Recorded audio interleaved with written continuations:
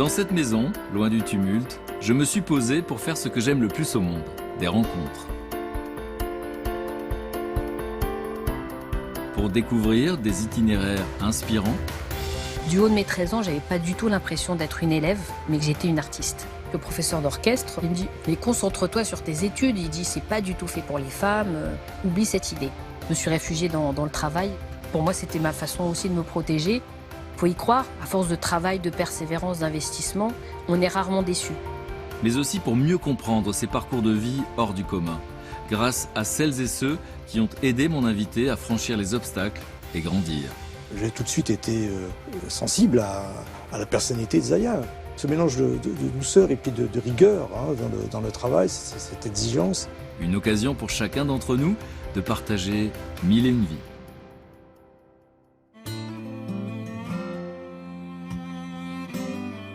Mais à cet instant précis, j'ignore encore tout des émotions que je vais vivre ce jour-là.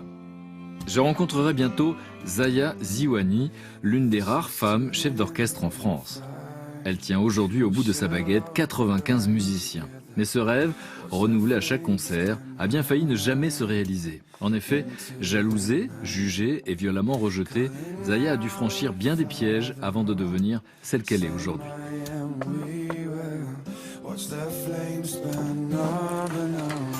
Bonjour Zaya. Bonjour. Je suis content de vous rencontrer. Merci, moi également. Un grand plaisir. Vous êtes la bienvenue. Merci. Qu'est-ce que je vous sers à boire? Il y a un jus de poire, jus de fraise, un thé, un café. Eh ben, je veux bien un thé, s'il vous plaît. Installez. Un petit thé? Oui. Comment vous vous sentez? Eh ben, très bien. Je suis heureuse d'être là pour... Pour? Déjà pour faire une belle rencontre et puis pour qu'on puisse échanger. Merci. Et puis témoigner quand même de votre expérience. Exactement. Qui est particulière mais qui peut tous nous inspirer. Parce qu'au fond, vous êtes une des rares femmes chefs d'orchestre dans ce pays. Oui, c'est vrai. On va essayer de comprendre pourquoi. Qu'est-ce que c'est que cette histoire? Et puis savoir finalement du milieu dans lequel vous avez grandi, c'était très très loin. Au fond, on va essayer de comprendre pourquoi vous avez envie de faire ça. Et puis des obstacles, il y en a eu beaucoup.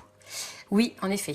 Il y en a eu beaucoup. Mais Vous faites partie de ceux à qui on a dit ça ne marchera jamais. c'est ça. Mais en même temps, j'étais presque contente de les avoir parfois, ces obstacles. Même si je ne vous cache pas que de temps en temps, j'aimerais bien que ça soit plus facile.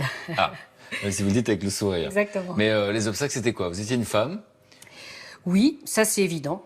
Vous veniez d'un milieu populaire? Oui, aussi, le fait d'être jeune également. Et ça, c'est essentiellement peut-être les principaux obstacles. Et puis c'est vrai que le fait un petit peu de conjuguer aussi tous ces aspects-là, on ne nous attend pas forcément à cette place-là. Donc du coup, il faut sans cesse convaincre, se convaincre à soi-même déjà, et puis convaincre les autres que n'importe qui a le droit à cette place-là à partir du moment où on a les compétences, on a le talent et qu'on s'investit à fond. Et donc c'est ça que je trouve aussi intéressant, c'est de pouvoir maintenant à mon tour transmettre aux jeunes générations, aux autres jeunes musiciens avec lesquels je suis, que en fait tout est possible. Tout est possible. Comment faire pour y croire quand personne n'y croit? C'est ça. Ça, c'est important parce que vous incarnez ça. Et au fond, où est-ce qu'on va chercher le courage quand on aurait tout pour être découragé autour de soi? Comment on fait pour se raccrocher à son rêve?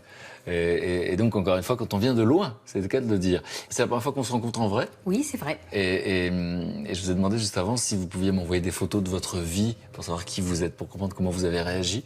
Et donc, je me suis permis de les exposer dans l'atelier. Ah, très bien. Et donc, je vous laisse parcourir la maison et on se retrouve dans le salon. Ça vous va? Ça me va très bien, merci. Allez-y, c'est par ici. It's a little bit funny, this feeling inside. I'm not one of those who can easily hide. I don't have much money, but boy, if I did, I'd buy a big house where we both could live. So excuse me for getting, but these things I do. You see, I've forgotten if they're green or they're blue. Anyway, the thing is, what I really mean, yours are the sweetest eyes I've ever seen. And you can tell everybody this is a song. It may be quite simple, but now that it's done, I hope you don't mind, I hope you don't mind that I put down in words how wonderful life is. Now you're in the world.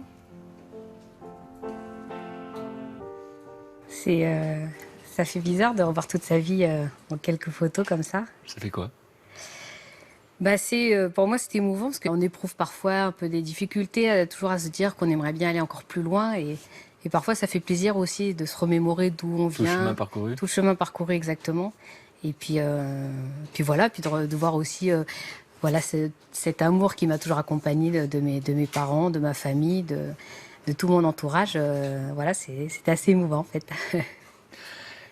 Savoir d'où on vient, c'est Oui. important. On va essayer de comprendre d'où on vient, mais on est d'accord qu'on raconte l'histoire d'une petite fille qui rêve d'appartenir à un milieu qui ne veut pas d'elle. Oui, c'est ça. En fait, c'est une petite fille surtout qui rêve. Qui rêve, et on va voir qu'elle réalise ses rêves C'est ça. malgré les obstacles. Si l'adulte que vous êtes aujourd'hui Oui. avait pu dire quelque chose à l'oreille de cette petite fille, vous qui connaissez la suite de l'histoire, qu'est-ce que vous lui auriez dit? Ah, je lui aurais dit de jamais baisser les bras. Tiens bon. Zaya est née à Paris en 1978, en même temps que sa sœur jumelle, Fetouma. 2 ans plus tard, leur petit frère Mehdi viendra les rejoindre. C'est à ce moment-là que les parents de Zaya déménagent pour Pantin, en banlieue parisienne. Le quotidien de la famille est modeste, mais les parents veillent, ils veulent le meilleur pour leurs enfants. Quelles sont les origines de vos parents et au fond, qu'est-ce qu'ils vous transmettent? Mes parents sont nés et ont grandi en Algérie. Donc mon père en Kabylie et puis ma mère à Alger. Et, 2 profils différents. 2 profils différents, en effet. Ma mère, en fait, dans sa famille, c'était des fermiers. Mon père, il a grandi dans les montagnes. Il a malheureusement pas eu la chance, lui, d'aller à l'école. Mais du coup, pour lui, l'instruction, ça a toujours été quelque chose d'essentiel. Et c'est vraiment la richesse d'une personne, en fait. Donc le savoir, c'est quelque chose d'important. C'est ça. Et parfois, on me disait, mais Zaya, c'est bien, vous êtes partie de rien, vous avez réussi. Mais non, au contraire, je ne suis pas partie de rien. Peut-être que j'ai pas eu tout ce que je voulais quand j'étais petite, mais j'ai manqué de rien. Et surtout, j'avais de l'instruction. Et cette instruction-là que j'ai eue par mes parents, je me dis que les enfants, ils doivent pouvoir avoir accès à ça par aussi le sport, par la musique, par l'école et par les arts, c'est très important. Ce qui est touchant, c'est que votre papa va apprendre à lire tout seul en lisant le journal Le Monde. Oui, c'est ça. C'est pas banal. Exactement, et déjà je pense que c'était pas banal pour lui, pour une personne comme lui, peut-être d'avoir cette envie de venir en France, de découvrir un pays, et puis de se dire, un pays c'est par sa culture qu'on le découvre, donc il a voulu découvrir justement l'histoire de la France, la musique, la littérature, donc il a appris en effet à lire en lisant Le Monde, et puis à la musique classique. Alors la musique classique, Voilà. c'est pas dans la vie de tout le monde. Et on peut encore moins imaginer que c'est dans la vie de quelqu'un qui vient de la nature, qui vient de la campagne, qui n'a pas été à l'école.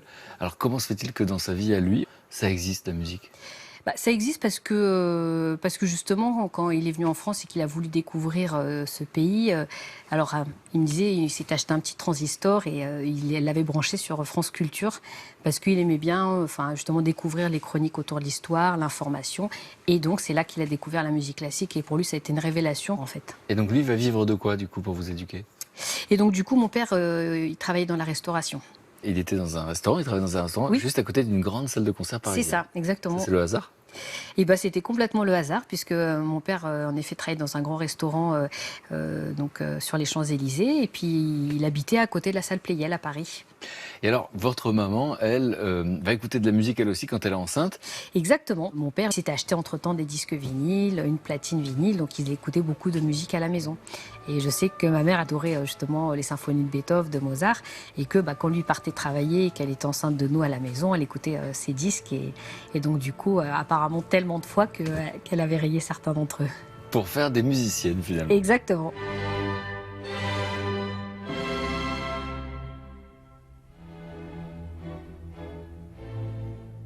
Alors aujourd'hui, vous êtes une des rares femmes chefs d'orchestre en France et vous vous rappelez pourtant de la première fois de votre vie que vous dirigez des camarades.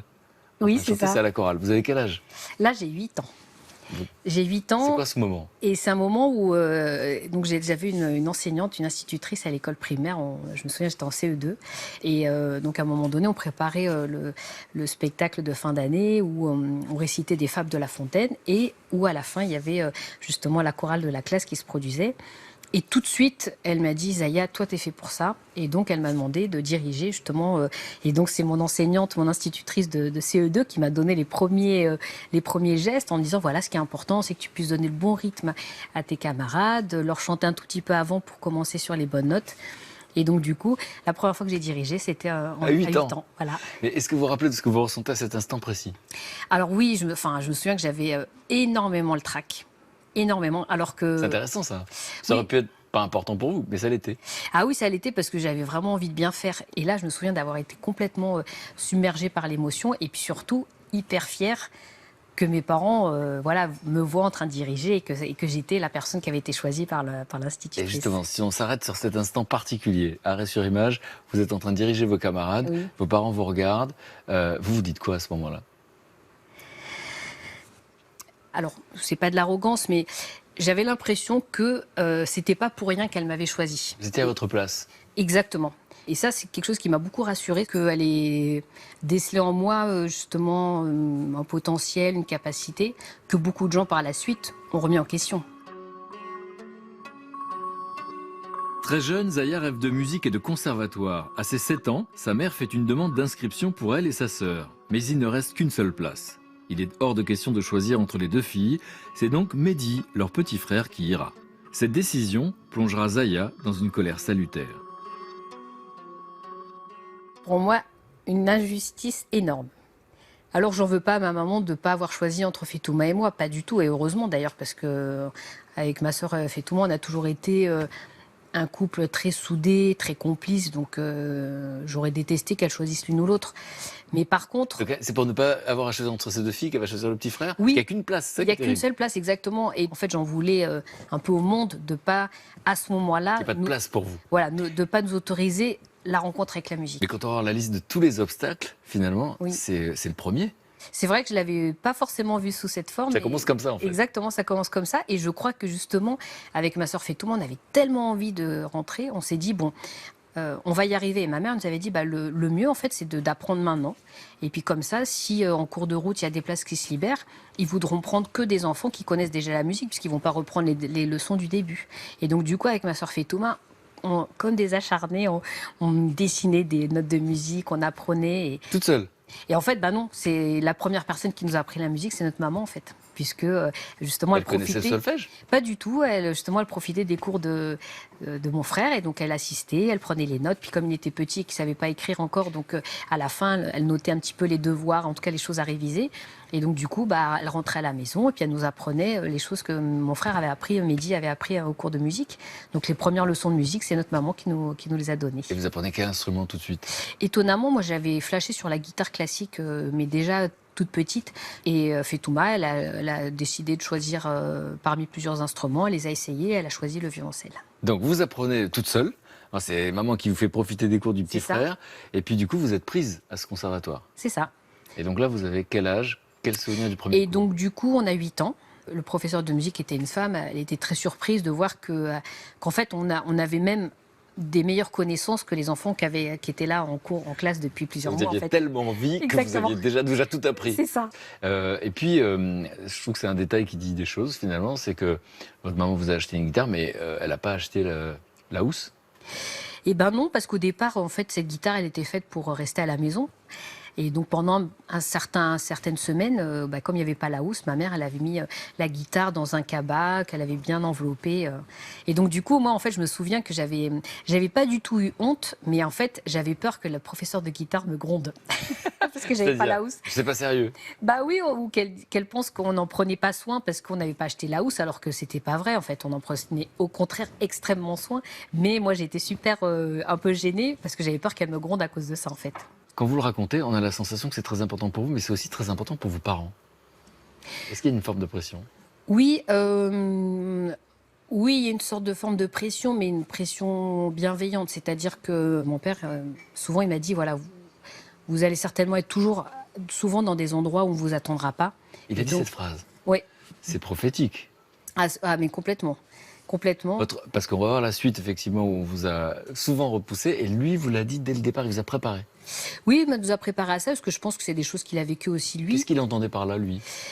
Le fait de venir aussi d'une autre culture. Et il est conscient que dans le milieu de la musique, c'est forcément pas un milieu où il y a beaucoup de gens issus d'immigration. En fait, c'est pas tant par rapport à la musique, c'est par rapport à cette notion peut-être d'excellence, de réussite. Voilà, lui, il aspirait à de très grandes ambitions pour nous, mais ça aurait pu être en étant avocate, historienne ou musicienne. Mais quand même, c'est déjà... Mais oui, mais parce que justement, il nous a dit, lui, il nous a toujours permis de rêver à ce qu'on puisse aller très loin, mais en nous disant voilà, que c'était aussi par le dépassement de soi et le travail qu'on allait y parvenir. Donc finalement, il vous a préparé à la suite. Et exactement. J'ai eu un très bon coach à l'époque. Vous allez changer d'instrument. Pourquoi? Alors en fait, j'ai pas changé d'instrument. J'ai décidé d'en faire un autre parce que j'adorais la guitare. Et d'ailleurs, Rosine, mon professeur, a été quelqu'un de super bienveillante. Elle me notait, j'ai retrouvé mon premier cahier de guitare. Donc là, vous avez quel âge? Et là, en fait, c'est mes premières leçons de quand j'avais 8 ans. Ok. Et donc, où elle m'apprenait vraiment tout. Comment bien placer ses doigts. Et donc, bien placer les doigts de la main gauche, derrière, vous avez une jolie écriture, hein, derrière la barrette, et appuyer. Voilà. À droite, bien changer les doigts à chaque fois. Voilà, c'est ça. Et donc, c'est le mot bien qu'on note à chaque fois. Hein. Exactement. Bien appuyé, bien placé, il faut que ce soit bien. Il faut que ça soit même très bien. Oui, c'est ça. Non, mais c'est intéressant d'imaginer la petite fille que vous étiez là, vous avez 8 ans. Bien placer le sol. C'est ça. C'est incroyable. Et oui, et c'est pour ça que, c'est pour ça que maintenant, moi aussi, je trouve que l'exigence, c'est une valeur qui est hyper importante.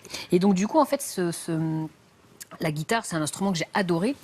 Mais je regrettais de ne pas pouvoir justement intégrer cet univers de l'orchestre parce que c'est vraiment la musique d'orchestre, la musique symphonique qui a bercé mon enfance, les opéras de Mozart, les symphonies de Beethoven. Et avec la guitare, c'est pas forcément facile. facile. Non, puisque la guitare, elle fait pas partie, c'est pas un instrument qui fait partie des orchestres. Et donc ma sœur qui faisait du violoncelle, je la voyais aller au cours d'orchestre, de jouer en orchestre, de participer à cette vie de groupe aussi. Et moi, j'avais envie d'appartenir aussi à cet univers-là. Envie d'appartenir à cet univers, ça va être un mantra. Oui, c'est vrai. Donc là, vous avez un instrument supplémentaire, ça s'appelle? C'est l'alto. Et justement, l'alto... L'alto, c'est comme un violon, mais plus grave. Exactement. Et comme j'avais plein de connaissances, puis surtout j'avais tellement envie de jouer dans l'orchestre, que j'ai travaillé beaucoup au début pour pouvoir avoir le niveau d'intégrer un orchestre. Voilà, donc là, vous intégrez l'orchestre comme musicienne. Oui. Ça va à 13 ans. Il va y avoir un nouveau déclic, parce que pour la première fois de votre vie, vous allez diriger. Eh bien oui, exactement. Quand j'ai commencé l'alto, je devais avoir 11 ans à peu près. On me voit en train d'emprunter aussi des partitions à la bibliothèque du conservatoire, parce que moi j'ai envie de comprendre ce que le chef d'orchestre nous dit. Il nous dit des choses, mais j'ai envie de comprendre pourquoi il nous les dit. Et vient un projet de musique contemporaine, donc il y avait un festival, et le directeur du conservatoire à l'époque de Pantin était compositeur, et il permettait à des jeunes compositeurs de faire jouer leur musique par des vrais musiciens. Et donc, comme on était peu d'altistes à bien jouer, j'avais été choisie pour participer à la création d'une œuvre. Et en fait, c'est un compositeur. Le compositeur était bassoniste et dans son œuvre, il avait écrit quelques notes d'alto, mais l'alto ne jouait quasiment pas. Et par contre, il fallait un chef d'orchestre et il n'y avait pas de chef d'orchestre. C'est intéressant ça quand même, hein, parce qu'effectivement, les destins, ça se joue à pas grand-chose. Oui. Parce que le gars, quand il compose, il pense pas tellement à votre instrument. Voilà, ça l'a pas inspiré. Du coup, il faut bien vous donner un rôle. Et oui, alors ce rôle, il n'était pas évident sur le moment. Alors heureusement que comme j'avais commencé un peu à emprunter des partitions, je savais comment c'était configuré. Mais là, c'était une partition contemporaine, écrite à la main, donc vraiment des repères différents. Et en fait, ce qui m'a permis de me surpasser et ce que j'ai adoré sur le moment, c'est que d'un seul coup, du haut de mes 13 ans, j'avais pas du tout l'impression d'être une élève, mais que j'étais une artiste. Et après, je me suis dit, c'est ça que je veux faire. Zaya a pris la foudre. Elle est tombée amoureuse de cette place, chef d'orchestre. Il n'est plus question pour elle d'imaginer autre chose que d'affronter les musiciens, baguette à la main. J'ai assisté à des concerts de musique classique, je connais absolument rien. Je trouve ça juste beau. Mais j'ai l'impression que le chef d'orchestre fait comme Louis de Funès, en fait. C'est pas mauvais, c'est très mauvais. Très mauvais. Non mais j'ai l'impression... Oui, donc vous avez des baguettes, j'ai vu regardez dans le sac. Exactement. Mais alors, sérieusement, évidemment on n'a pas de la musique là, mais pour comprendre, mais il y a une partition pour le chef d'orchestre. Oui. Et puis ensuite, ça, c'est au feeling où tout le monde fait la même chose au même moment. Tous les chefs d'orchestre font la même chose au même moment. En fait, en effet, il y a une partition que le chef d'orchestre a et qui permet de... Tant qu'on est là dans le cours de musique, je vais vous montrer. Oui. J'ai jamais fait ça. J'ai toujours été impressionné par toutes ces notes. Ça me paraissait trop compliqué à apprendre. Et donc, je vois la petite fille quand elle C'est bien notée, bien notée. Donc en fait, voilà, la partition du chef d'orchestre, c'est ça, c'est-à-dire qu'il y a tous les instruments qui sont représentés, donc toujours organisés de la même façon, avec les instruments, les bois, les cuivres, les percussions, ici, et puis les cordes. Mais attendez, et toujours votre classés. regard d'être humain arrive à voir tout en même temps? Et bah oui, à la fois dans ce sens-là et dans celui-là. Et encore, bon là ça va, il y a plein de musiciens, d'instruments qui jouent pas, mais par exemple quand on est là... Non, mais j'ai des frissons, vous savez que c'est la première fois que je vois ça. Non, mais j'ai toujours trouvé que les chefs d'orchestre, ils se la racontaient un peu. Oui. Bah en fait, après, oui, il y en a qui peut-être qui se la racontent un peu, mais après, le but, c'est que le chef d'orchestre, il doit, de par ses gestes, donner des indications qui permettra tout simplement à l'orchestre de commencer ensemble, de finir ensemble.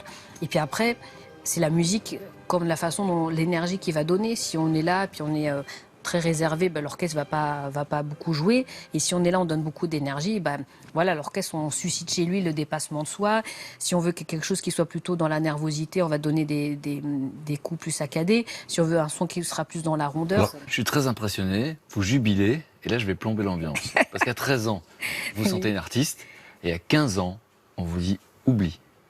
C'est pas pour toi? C'est ça. Je suis sortie de cette expérience donc où j'étais sur mon petit nuage et ben après le quotidien revient et puis je me retrouve dans mes classes d'instruments, de formation musicale, d'histoire de la musique, d'orchestre et à l'époque le professeur d'orchestre je vais le voir mais tout enthousiaste en lui disant que j'ai eu cette expérience là et que je vais être chef d'orchestre. Il me dit ouh là là Zaya, mais concentre-toi sur tes études. Il dit c'est pas du tout fait pour les femmes, oublie cette idée. Là. Exactement. Donc du coup, j'ai senti ce sentiment d'injustice. Et puis je dis, mais c'est pas toi qui va décider pour moi surtout. Puis l'argument, il est quand même béton, hein. C'est pas fait pour les femmes. Exactement. Sur le moment, j'ai trouvé ça très injuste, mais je n'en ai jamais voulu de me l'avoir dit. Et en fait, je pense pas que c'était lié à ma personne en tant que telle, c'est que simplement l'univers de l'orchestre, un univers masculin par excellence, et que pendant des années, il n'y avait pas de femmes dans les orchestres. Et aujourd'hui, en France, il y a des orchestres nationaux, aucune femme ne dirige un orchestre national. Et donc, en effet, à l'heure actuelle, aucune femme n'est directeur musical d'un orchestre national en France. Donc là, il y a cette rencontre, quelqu'un qui vous dit « il faut oublier ». Et pourtant, c'est 2 ans plus tard que vous allez être très proche de quelqu'un dont vous avez le poster dans votre chambre. C'est ça. J'avais des posters d'acteurs américains comme toutes les ados de mon âge. Moi, j'adorais Robert Redford. Okay. Et à côté de Robert Redford, il y avait qui? Il y avait Sergiu Celibidache. Qui est chef d'orchestre? Qui est chef d'orchestre, qui est une des grandes figures de la direction d'orchestre au XXe siècle. C'était quelqu'un qui me touchait beaucoup. Parfois, j'avais l'impression de revoir mon père, en fait, d'une part. Et puis surtout, c'était quelqu'un qui était hyper sûr de ce qu'il voulait. Et alors, ce qui est fou, c'est que Robert Redford est une star planétaire et lui, c'est un maestro. C'est ça. Racontez-moi la rencontre. Dans quel état vous êtes? Et ben, en fait, moi, j'ai continué à m'intéresser à la direction d'orchestre et un des professeurs que j'avais au conservatoire, qui lui aussi aimait beaucoup ce chef d'orchestre, nous annonce qu'il y a dans Paris des cours publics et que Sergiu Celibidache donne des cours de direction publique et qu'on peut aller y assister. Donc, ni une ni deux, moi je vais assister, ma sœur elle m'avait aussi accompagnée. Et au bout d'un moment, l'assistant de ce chef d'orchestre me repère. Et le repère dans le public? Oui, dans le public, enfin dans les personnes qui voient de façon assidue. Qu'est-ce que vous avez fait? Vous avez mis une pub sur la tête? Non, mais il me voyait tout le temps là et il me propose de venir juste assister à un stage de direction d'orchestre pendant l'été. Donc on était quelques jeunes à être partis, certains jouaient dans l'orchestre et donc moi j'assistais au cours avec orchestre et puis l'après-midi il y avait les cours où les chefs d'orchestre étaient tout seuls avec le professeur et puis ils apprenaient justement les gestes, comment les gestes devaient être en lien avec la musique, avec ce qu'on avait envie de transmettre. Et donc moi j'étais pas concernée mais j'étais dans la salle et puis j'étais au fond puis je m'entraînais à faire la même chose. Et un jour il vient et puis il me donne une partition, il me dit tiens Zaya, donc le maestro. Donc là, c'était encore son assistant. L'assistant. Et il me dit, bah tiens, si tu vas apprendre la partition. Et le dernier jour du stage, la dernière heure, il dit, ah, bah tiens, on a oublié Zaya. Et donc, il me fait passer devant l'orchestre. Et donc là, je commence à diriger, mais j'avais, à part cette expérience que j'avais eue 3 ans avant, mais voilà, j'avais jamais dirigé, donc je dirige. Et puis là, il me dit, mais où t'as appris à diriger? Il me dit, mais Zaya, t'es fait pour ça, je t'emmène voir le maestro la semaine prochaine. Alors, une semaine sans dormir, j'imagine. Ouais, alors une semaine sans dormir, je reçois le message d'un élève qui me dit il y a cours chez le maestro la semaine prochaine à telle heure et on va étudier la 9e symphonie de Bruckner. Et c'est peut-être une des partitions les plus riches, les plus denses, les plus complexes qui peut exister dans ce répertoire-là de l'orchestre symphonique. Et donc du coup, moi je casse ma tirelire, je vais acheter la partition, je l'ouvre et là je vois quelque chose de très difficile et donc j'essaye d'apprendre ce que je pouvais, mais pour moi c'était impossible d'apprendre par cœur la 9e symphonie de Bruckner. Donc je me dis, j'espère que s'il me fait diriger, ça sera sur le début parce que j'avais bien travaillé, mais vraiment les premières mesures. Et puis on arrive au stage et donc moi j'étais hyper impressionnée, mais très impressionnée. Et donc il nous fait s'asseoir en arc de cercle devant lui et puis il nous fait se lever. Et à un moment donné, il joue au piano la mélodie de la symphonie et puis on dirige. Et puis il regarde tout le monde et puis il me regarde moi. Et il me dit, mais qui t'a appris à diriger comme ça? Et d'un ton, en plus avec son accent roumain très fort. Et donc moi j'étais juste tétanisée, j'ai pas répondu en fait. Et c'est un des autres élèves qui a dit, mais c'est Conrad qui vous l'envoie. Et là, il dit aux autres, oh, et vous, je vous traîne depuis des années. Et regardez, et il me dit, mais t'as vraiment un don pour ça, il faut. Mais... C'est ça, c'est que le ton qu'il a, on croit qu'il vous engueule. C'est ça. Où tu as appris? Mais c'est fantastique, c'est ça. Mais il m'avait dit, je te préviens, souvent les femmes manquent de persévérance dans ce milieu, donc je te préviens, elles n'ont jamais tenu plus de 15 jours dans ma classe. Et là, il se met à rigoler. Et donc du coup, moi, dans ma tête, je me suis dit, mais tu verras que je vais tenir plus que 15 jours. Et il va décéder au bout d'1 an. Oui, c'est ça. Et pour moi, ça a été très brutal. Alors, il était très âgé déjà, mais ça a été très brutal parce que d'un seul coup, je me suis dit, j'ai cet enseignement que j'ai eu pendant 1 an très riche. Et qu'est-ce que je fais maintenant avec tout ça? En terminale, Zaya quitte Pantin et intègre le lycée Racine à Paris, l'un des rares établissements secondaires qui offre aux musiciens la possibilité de concilier programme scolaire et pratique musicale intensive. Ici, la sélection est draconienne et Zaya va rencontrer entre ses murs un milieu très différent du sien. Et là, vous changez de milieu.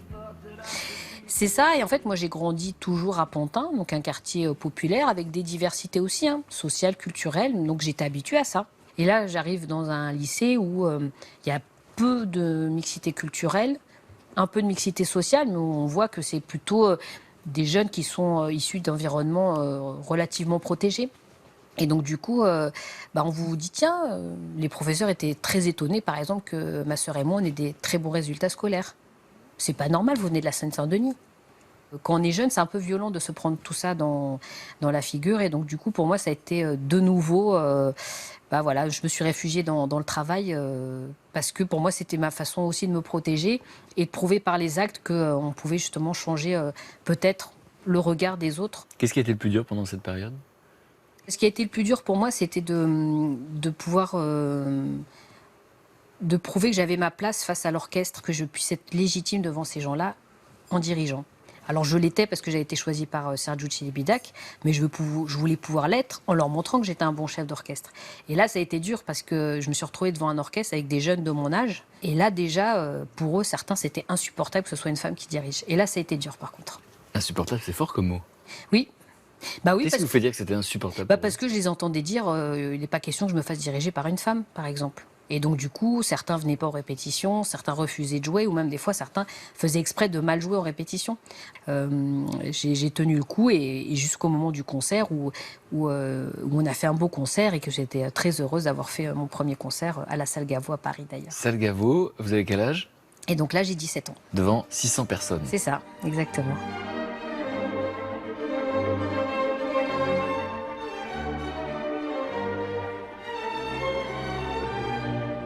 Quand vous êtes en train de diriger, c'est un moment magique, gracieux, qui fait oublier tous les préjugés, tous les obstacles, toutes les difficultés. Oui, c'est ça, parce qu'en fait, diriger, c'est aussi un contact avec la musique, c'est aussi des émotions qu'on transmet, c'est cette notion de dépassement de soi qu'un sportif de haut niveau peut avoir, on l'a aussi à ce moment-là, parce qu'on a envie de tout donner, de donner le meilleur de soi-même pour faire en sorte que cette musique, elle vive, que les musiciens donnent le meilleur d'eux-mêmes. Donc du coup, en fait, moi, j'ai jamais senti ça comme un endroit où je ressassais mes problèmes, les difficultés. C'est vraiment un endroit où je me lâche complètement. Et donc du coup, même à cette époque-là, c'est ça qui m'a fait prendre conscience que malgré toutes les difficultés, ça valait vraiment le coup. Alors pourquoi cette photo est importante ? Cette photo, elle est importante parce que pendant que c'était une tournée qui se déroulait en Pologne, et c'est un festival justement qui récompensait à l'époque un jeune chef d'orchestre, un jeune compositeur et un jeune soliste. Et vous êtes récompensé. Et donc du coup, voilà, et en guise de récompense, j'avais l'occasion de pouvoir diriger un orchestre qui était constitué par tous les orchestres du festival qui venaient de toute l'Europe. Et voilà, et ça a été pour moi déjà un premier moment où j'ai pu être repérée, et puis surtout aussi, pour moi, le début de cette carrière dans laquelle je me suis lancée, quoi. Zaya suit des études de musicologie à la Sorbonne et en parallèle, elle prend la direction d'un orchestre de conservatoire d'arrondissement. Seulement, cette ascension n'est pas bien vécue par tout le monde. Des jaloux vont tout faire pour l'empêcher d'accomplir sa destinée. Est-ce que le directeur est content ? Il est content parce que l'orchestre se développe bien, progresse. Mais à un moment donné, voilà, c'est un orchestre qui est un peu censé être l'orchestre B du conservatoire. Il fait un peu de concurrence à grand orchestre que lui dirige. Donc du coup, moi, je me sentais moins à l'aise parce que je voyais que on me donnait pas les moyens que je méritais pour pouvoir le faire développer et que de nouveau, je trouvais ça injuste, en fait. Avec des petits sabotages ici ou là, par exemple. Par exemple. Le directeur oublie de réserver la salle où vous faites votre concert. Oui, c'est ça. Voilà, c'est des petites. C'est en effet, c'est arrivé. Alors, je saurais peut-être jamais si c'était volontaire ou pas, mais en tout cas, c'est des choses qui sont arrivées. Et donc, à un moment donné, je me suis dit, mais je peux pas moi dépendre de quelqu'un d'autre. De nouveau, je veux pas dépendre de quelqu'un qui va décider si oui ou non je peux faire les choses, si oui ou non les choses seront bien. Moi, je veux pouvoir maîtriser les choses. Ça, c'est... La liste de ceux qui vous ont dit c'est pas possible, elle est longue. Oui. Et vous, à chaque fois, vous dites, mais je vois pas pourquoi. C'est eux qui décideraient de mon avenir. Je prends acte des choses, c'est possible, on y va, c'est pas possible, je prends d'autres choix. Et donc du coup... C'est intéressant. C'est possible, on y va. C'est pas possible, c'est pas on y va pas. C'est je prends d'autres choix. C'est ça. Ça, c'est dans votre tête. Exactement. Et donc du coup, je me suis dit, mais il faut que tu crées ton orchestre. Il n'y a que comme ça que tu pourras justement réaliser les idées que tu veux, et puis mettre de l'innovation et surtout faire en sorte de réaliser ce métier de chef d'orchestre comme tu as envie qu'il soit. Donc ne rien attendre, finalement ne pas attendre qu'on soit choisi ou rejeté, mais être acteur de sa vie. Exactement. Et de là est venue la création et l'idée de l'Orchestre Symphonique Divertimento. C'est-à-dire ? C'est-à-dire que c'était un orchestre que je voulais déjà mixte. Et à l'époque, en fait, j'avais cette expérience d'enseigner la musique à Paris. Et puis j'avais aussi eu l'occasion de diriger en banlieue parisienne, et notamment à Stein. Et je voyais des jeunes musiciens passionnés par la musique, mais d'univers tellement différents, même de planètes différentes, tellement c'était... C'est quoi des planètes différentes ? Parce que à Paris, c'était dans un arrondissement avec des jeunes qui étaient plutôt assez préservés, mais qui avaient aussi leurs problèmes et leurs réalités, mais voilà, qui avaient une vie très différente de ceux de Stein, qui étaient vraiment face à des réalités de ceux de la banlieue. Je me souviens que quand je suis arrivée, il y avait trois frères, ils avaient un instrument pour les trois, ils se passaient l'instrument toutes les 5 minutes dans l'orchestre, donc, et puis pas du tout de mixité sociale, c'est-à-dire que c'était que milieu très populaire d'un côté et plutôt milieu assez aisé de l'autre côté. Et je me suis dit, mais c'est pas ça la vraie vie. Dans la vraie vie, les gens, ils doivent se mélanger, ils doivent se rencontrer. Et là, ils avaient des gens qui étaient passionnés par la musique et je me suis dit, c'est la musique qui va les rencontrer. Et puis, j'ai toujours eu la chance d'être accompagnée de ma sœur qui elle-même est une grande musicienne. Et donc, du coup, elle m'a beaucoup aidée à pouvoir fédérer des personnes autour de notre projet.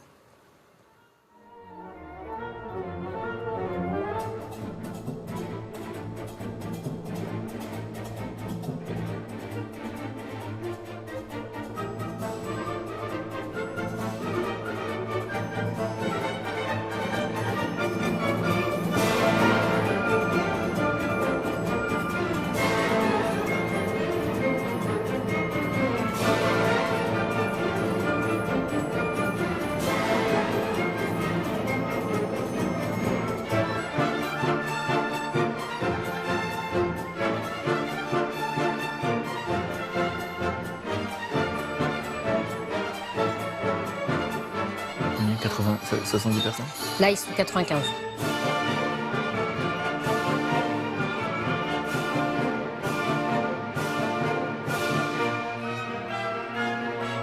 Donc, qu'est-ce que vous remarquez? Il y a plein de filles. Oui. Et moi, 95 personnes, cité de la musique. Et moi, je vois ce petit bout de bonne femme qui est là. Qu'est-ce que vous ressentez? Franchement, je ressens du plaisir et puis je ressens du pouvoir, mais pas dans le sens un peu... Le pouvoir de changer le monde. Voilà, exactement. Moi, c'est ça que j'ai envie, c'est de fédérer des gens, de transmettre, d'aller, d'être à la fois sur les grandes scènes internationales et puis aussi d'aller dans des territoires très populaires, en milieu rural, pour que les gens découvrent pour la première fois la musique. Et moi, je me dis, mais c'est un honneur de se dire que c'est avec soi, avec moi, avec l'Orchestre Divertimento, que des gens vont découvrir pour la première fois la musique. Et en plus, ça va certainement impacter sur le reste de leur vie, puisque s'ils vont adorer ce moment-là, ils auront envie de revenir, mais s'ils vont pas aimer, ils n'auront pas envie de revenir. Et donc, du coup, c'est des gens qui vont être écartés peut-être pour toujours de la musique. Et du coup, moi, ça m'a toujours forcé à faire bien ce métier, cette exigence-là que je m'impose. Sur le cahier, faire bien. Oui, c'est vrai. Au fond, quels enseignements on peut tirer de votre histoire? Les enseignements, c'est que tout est possible parce qu'il faut y croire et que à force de travail, de persévérance, d'investissement, on est rarement déçu. Quand je vais diriger à l'étranger, souvent on me dit que je suis une chef d'orchestre française et que quand je suis en France, on me dit tout le temps que je suis franco-algérienne. Et donc du coup, oui, je suis franco-algérienne et pour moi c'est une énorme richesse d'être franco-algérienne parce que justement, je ne dois pas choisir entre l'un ou l'autre, je suis les deux. Et c'est énorme de pouvoir se nourrir de ces deux cultures-là. Et c'est ça que je veux montrer, c'est que la musique classique, c'est aussi ça. C'est-à-dire que Camille Saint-Saëns, dans sa danse bacchanale, qu'on vient d'écouter, c'est ça. C'est l'Algérie qu'il a connue. C'est la musique, les rythmes, les instruments qu'il a intégrés dans sa musique. Et c'est une des pages les plus connues de l'histoire de la musique. Donc c'est très riche en fait. Et c'est ça que j'ai voulu montrer avec mon orchestre. Donc du coup, ça m'a amené à développer des idées innovantes, créatives. Et c'est comme ça que j'ai trouvé un bon équilibre dans ma vie de musicienne. Dans un instant, vous allez me présenter votre sœur, qui elle va me parler avec vous de cette fierté de vos parents aujourd'hui. Oui. Vous avez été récompensé, on va le voir, en haut lieu. Et puis, il y a l'ancien maire de Stains qui, lui, sait exactement ce que vous avez fait.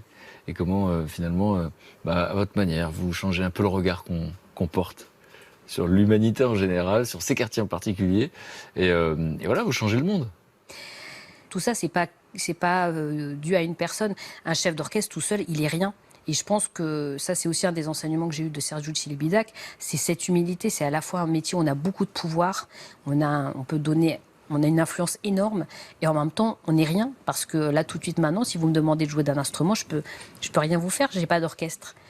Mais c'est là où on peut justement impulser des idées. Et je me suis dit, tiens, c'est à moi de transmettre aussi, à mon tour. Et donc, du coup, cette notion de pédagogie, de transmission, je me suis dit, je vais essayer à mon tour d'être présente là-dessus, sur ce terrain-là.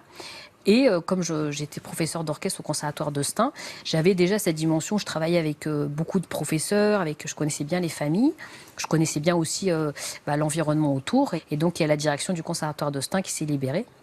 Et moi, j'ai toujours voulu être légitime dans tout ce que je faisais. Donc du coup, j'ai travaillé, j'ai passé des concours que j'ai eus. Et donc, j'ai eu un concours qui m'a permis de pouvoir accéder à ces postes-là de directeur de conservatoire. Mais j'avais 23 ans à l'époque. Donc du coup, il y a plein d'endroits où j'étais reçue, où je passais des entretiens les uns après les autres. Tout le monde était assez convaincu par mon enthousiasme.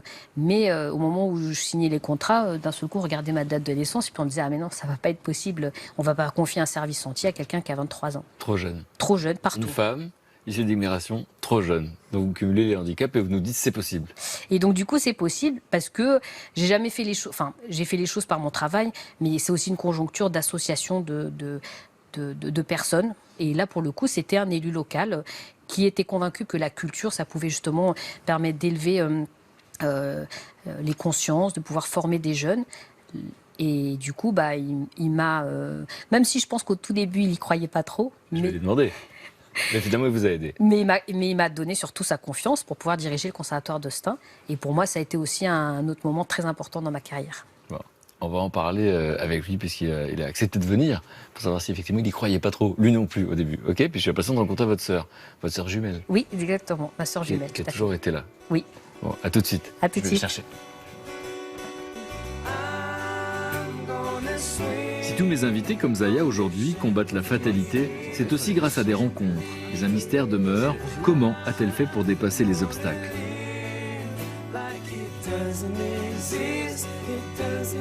C'est pour tenter de répondre à cette question que j'ai voulu aujourd'hui écouter ses proches, afin de mieux comprendre comment chacun d'entre nous peut tirer des enseignements de l'expérience si particulière de mon invité. Le chemin qu'elle a parcouru pour les jeunes avec lesquels on travaille, mais aussi pour les femmes d'aujourd'hui, c'est vrai que c'est important de pouvoir transmettre ce message qui est que si on a envie de quelque chose, même si les choses sont difficiles, avec beaucoup d'énergie, les choses peuvent se faire. Je viens d'écouter une très belle histoire parce que dans nos vies, on rencontre tous des obstacles et on peut dire que, effectivement, Zaya en a rencontré beaucoup. Elle a cumulé parce son rêve, c'était de faire partie d'un monde qui ne voulait pas d'elle, pour simplifier. Et donc, on voit que ça ne l'a pas arrêté. On va essayer de comprendre qu'est-ce que c'est que cette histoire. C'est familial. Vous savez que vous étiez à ses côtés. Et je crois qu'il y a des obstacles même qu'elle a peut-être voulu oublier. Vous allez me dire s'il y en a dont vous vous souvenez, vous. Oui, et puis vous, monsieur, vous avez été le maire de Stein. Et je crois que vous lui avez donné une chance qu'elle n'oublie pas. Alors, dans votre enfance, vous êtes quel genre de jumelle? Parce qu'effectivement, il y en a qui sont fusionnels, d'autres qui sont indépendants. Là, vous n'avez pas la même coiffure, je vois. Non, exactement. Mais en fait, on a été deux petites filles qui ont été très complices. Moi, je dirais plutôt complices que fusionnelles, en fait. On a partagé à la fois nos bêtises aussi, mais nos joies. Alors, vous allez me dire s'il y a eu des bêtises, parce que moi, j'ai l'impression d'avoir affaire à quelqu'un de très sérieux. C'est vrai. Mais donc, il y a eu des bêtises? Oh, on n'en a fait pas beaucoup, mais un petit peu. Mais bon, mon père, de temps en temps, il me disait que j'étais la coquine, la vilaine, même des fois. Mais je ne sais pas si on va les dévoiler aujourd'hui, parce que les parents, ils sont toujours pas au courant. Ok. Laissez-nous imaginer. Voilà, exactement. Mais voilà, on a été très complices. Déjà, on avait cette passion de la musique que nos parents nous ont transmise. Et c'est vrai que du coup, on aimait écouter de la musique ensemble, on aimait aller au concert ensemble, on aimait travailler nos instruments ensemble. Je pense qu'il y a beaucoup de choses qu'on n'aurait pas faites si on n'avait pas été toutes les deux. Et alors, on verra tout à l'heure si effectivement le fait d'être deux, ça permet d'affronter les obstacles. À quel moment vous osez rêver? À quel moment vous osez rêver d'être musicienne professionnelle, de vivre de ça? Vous en rappelez? C'est venu assez vite finalement, je crois. Parce que aussi on a des parents qui nous ont dit que tout était possible, qui nous ont aussi. Il est formulé comme ça? Alors pas forcément comme ça, mais on a beaucoup entendu notre papa nous dire mais rien n'est impossible dans la vie. Si on travaille beaucoup, les choses peuvent se faire. Voilà l'explication. Tout à fait. Ça c'était une phrase comme un mantra là aussi. Et vos parents, vous en parlez très joliment, toutes les deux. Quel genre de sacrifice ils ont dû faire pour que vous puissiez réaliser vos rêves? Et c'est vrai que notre papa, il travaillait beaucoup. Et du coup, pour que notre maman soit à la maison et puisse bien s'occuper de nous. Et ça, c'est vrai que ça a été un grand sacrifice pour maman aussi. Parce que notre maman, c'est une femme qui avait un poste à responsabilité quand elle vivait en Algérie. Et elle a toujours été présente pour nous accompagner au conservatoire, pour s'assurer qu'on faisait bien nos devoirs, qu'on travaillait bien nos instruments. Et voilà. Quand je parlais de sacrifice, effectivement, je pense à l'adolescence. Vous vous rappelez de ces moments où vous travaillez, parce qu'on a vu le petit cahier, il y a marqué bien appuyé, bien. Le mot bien est écrit je ne sais combien de fois par page. Je savais pas que tu avais ramené ce cahier. Et donc, je sais pas, mais c'est écrit, mais voilà, c'est bien faire les choses, bien faire les choses. Et donc, encore une fois, beaucoup travailler des heures et des heures. Vous vous rappelez de tout ce que vous ne faites pas et que les autres font à votre âge? Oh oui, bien sûr. Enfin, c'est des vocations, des carrières que l'on construit très tôt, comme les sportifs de haut niveau. Moi, c'est vrai qu'il y a des fois, j'en ai beaucoup voulu à mes parents, à mes profs de musique, de nous obliger à travailler. Mais qu'est-ce que je suis contente maintenant, qu'est-ce que je les remercie d'avoir été présent aussi à ces moments-là. Vous l'avez soutenu et encouragé à quel moment? Je pense à ce fameux stage avec le maestro, qui était très intimidant. Oui, tout à fait. Là aussi, il y avait beaucoup d'exigences. Vous vous rappelez de quel genre de soutien?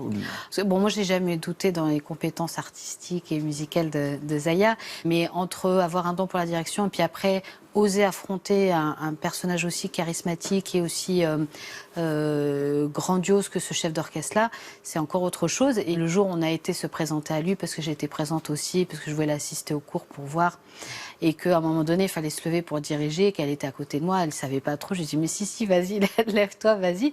Et en fait, tout ça pour avoir ensuite, même si c'était très intimidant, des compliments de sa part, et du coup, qui l'ont... Après, lui ont permis aussi de l'encourager pour bien continuer à travailler dans cette direction-là. Je pense que j'aurais peut-être pas fait si ne m'avait pas donné un petit coup de pied aux fesses. Mais alors, elle est adolescente aussi, elle vous dit quoi qui va vous encourager? Bah, vas-y, c'est ces Ouais. 2 mots. Enfin, le fait puis de sentir ce soutien à côté, parce que, comme elle le disait aussi justement, moi j'ai toujours senti la même chose. C'est cette force que j'ai eue, mais qu'on a eue en fait ensemble, c'est le fait d'avoir été 2. Et parfois, moi, je me dis aussi comment les autres ils font pour être tout seuls, pour avoir grandi tout seul. Mais Et donc, du coup- vous n'avez pas de frères jumeaux. Non. Donc on va leur répondre tout à l'heure. Et alors on va voir les obstacles que ça peut provoquer, parce que vous dites j'ai presque eu de la chance d'avoir des obstacles. Ça oblige d'être créatif, à apprendre à les contourner. Mais la liste des obstacles pour vous spontanément c'est quoi? Parce que j'avais l'impression qu'il y avait eu quand même beaucoup de phrases un peu fortes de gens qui disent non mais c'est pas possible, les femmes ça n'est pas possible. Enfin des phrases comme ça, des espèces de prophéties. Vous vous rappelez des obstacles comme ça spontanément si on doit passer en revue vite fait? Bah, oui, enfin, je me souviens surtout de personnes qui n'ont pas voulu croire en elles, qui n'ont pas voulu croire en nous aussi. Et voilà, que ce soit quand on était jeune étudiante et quand Zaya exprimait justement ce rêve de devenir chef d'orchestre, qu'on me disait, ben, n'y pense même pas. Et puis même après... Terrible, ils n'y pensent même pas. Mais oui, tout à fait, exactement. Et après, de personnes aussi avec lesquelles on était amené à travailler, qui au départ semblaient être... Enfin voilà, avoir confiance en nous et nous laisser travailler, puis finalement, bah, qui ont pas permis à Zaya d'évoluer comme elle le souhaitait, et qui après on met des bâtons dans les roues. Donc là, ça a été. C'est quoi aussi- des bâtons dans les roues par exemple? Après, c'est tout bête, hein, c'est dans la logistique, c'est pas laisser une salle disponible pour qu'on puisse répéter alors qu'on a prévu une répétition et qu'il y a 50 musiciens qui attendent. C'est aussi profiter de notre expertise pédagogique et notre expertise musicale pour presque nous soutirer nos idées et nous piquer nos idées, et puis après nous mettre sur le bas-côté, et puis nous oublier complètement. Et puis voilà, moi-même, en tant que violoncelliste et en tant que musicienne, je me suis déjà entendue dire mais comment ça se fait que tu es ici? Tu ne devrais pas être à cette place-là. Voilà. Bon. Au nom de quoi on vous dit ça? Parce qu'aussi, c'est vrai que la musique classique particulièrement, on l'associe aussi peut-être à une certaine classe sociale, aussi à une histoire, l'histoire de la France, de l'Europe. Et donc du coup... Il y a une forme d'élite? Oui. Est-ce que cette élite voit d'un mauvais regard les nouveaux entrants? Mais pas tous, parce qu'il y a aussi des gens de cette élite-là qui m'ont fait confiance, qui nous ont fait confiance. Mais du coup, quand vous expliquez que ce patrimoine qui est français, qui est européen, mais il a aussi plein d'autres D'inspiration arabe notamment, ou ça arabes, perturbe par certaines exemple. personnes. Et donc ça peut en perturber certains. Et donc peut-être que nos ancêtres à tous ne sont pas, peut-être pas tous des Gaulois, mais en même temps, cette musique classique, c'est ce qui fait aussi notre culture commune à tous. Alors, Michel, vous avez été maire pendant 3 mandats, donc des discours, Oui. vous en avez fait. Et là, je vois beaucoup d'humilité parce que vous écoutez cette jeune fille. Vous l'avez connue très jeune, à 24 ans, et vous la remarquez. Et qu'est-ce qui fait que vous décidez de lui confier cette responsabilité, donc directrice d'un conservatoire? Alors, j'ai eu l'occasion de rencontrer souvent Zaya dès qu'elle est arrivée à Stein comme prof dans notre école de musique, parce que, en tant qu'élu, bien sûr, mais aussi en tant que parent d'élève, mes enfants fréquentaient l'école de musique, et j'ai tout de suite été sensible à la personnalité de Zaya, quoi. C'est-à-dire? D'abord, sa jeunesse, ce qui était quand même pas tout à fait Des spectaculaires, banal dans une école de musique où il y avait souvent des des vieux profs. vieilles barbes. Et puis ce mélange de douceur et puis de rigueur dans le travail, cette exigence. Et donc vous décidez de lui confier sans hésiter? Quelque temps après, le poste de directeur devient vacant. Et on pense bien sûr à Zaya pour lui confier cette responsabilité. À 24 ans. Et je dois dire que ça a été accepté très facilement par toute l'équipe pédagogique, parce que Zaya avait déjà sa réputation et on trouvait que cette fonction lui allait très bien. Alors racontez-moi les effets Zaya. C'est-à-dire qu'en fait, vous voyez la fréquentation augmenter, doubler en fait. Alors en prenant la direction de l'établissement, Zaya bouleverse un petit peu les pratiques qui étaient comme un peu vieillottes, un peu poussiéreuses dans cet établissement, un peu académique, disons, notamment en faisant pratiquer par les enfants de la musique en groupe. C'est ça, plutôt que d'avoir chacun qui joue son d'ensemble. Instrument tout seul, vous les faites jouer Ça, ensemble. C'est ça. Une approche collective. C'était un peu une révolution dans l'établissement, hein. Et très vite, les effectifs ont augmenté. Ils ont plus que doublé, puisque j'étais 200 élèves environ Oui, c'est ça, lorsque exactement. tu es arrivé. Et On est aujourd'hui autour de 500. C'est 500 Donc plus que doubler les effectifs, ça veut dire donner à des enfants envie de faire de la musique classique, alors que c'est très impressionnant, très intimidant, et à des parents, du coup, qui ont parfois d'autres préoccupations, parfois de survie, de dire non, non, mon enfant doit vivre ça. Enfin, c'est vrai que ces effectifs ont doublé, mais c'est pas parce que j'ai sorti ma baguette magique, mais c'est aussi parce que c'était la conjoncture de beaucoup de choses. À la fois, en effet, bon, une énergie que j'ai donnée, mais une énergie que beaucoup de gens ont aussi impulsée, avec les professeurs, Fetouma, et puis aussi des élus investis, parce que c'est vrai que on fait pas ça tout seul, c'est aussi des moyens qu'on donne. Et puis justement de dire, en effet, toutes ces réalités-là, on y est confronté, mais la culture, l'éducation, c'est quelque chose sur lequel on va jamais transiger. Et c'est là où je remercie Michel, c'était de sa confiance de me dire, bon, Zaya, tu sais où tu vas, nous on t'accompagne. Mais aussi à côté, malgré ces réalités difficiles, la ville de Stein s'est dotée d'équipements culturels de grande qualité parce que la population mérite de pouvoir accueillir les belles œuvres dans de bonnes conditions. Voilà, et puis grâce à vous, au fond, on s'est mis à parler de ces quartiers autrement aux actualités, puisque vous êtes passé dans le journal de 20h, c'était il y a quelques années. Ah écoutez. Et donc, voilà, les clichés, ça passe aussi par ça, par l'information. Et donc, on porte un nouveau regard. C'était votre but, finalement, qu'on change de regard sur ces quartiers. Son quotidien, c'est de diriger le conservatoire de Stein, qui abrite son orchestre. Et elle fait visiter les lieux au patron de la Cité de la Musique quand ils sont interrompus. On a fait le travail autour de Haendel, donc... Du bruit dans l'entrée. Attendez, excusez-moi. À Stein, la tranquillité est toujours un peu précaire. Non, mais le petit, là, il a agressé Julie. Zaya était inquiète pour la réceptionniste, que quelques adolescents ont voulu intimider. J'aurais dû fermer, là, c'est la caméra, c'est pas grave. Tout va bien. C'est pas grave. Voilà entre autres pourquoi Zaya Ziwani travaille quasi bénévolement pour les jeunes de Seine-Saint-Denis. Pourquoi son exigence et sa bienveillance sont si importantes pour les familles de ces musiciens en herbe. Car elle ne laisserait personne les considérer comme des délinquants potentiels. Bonjour à tous.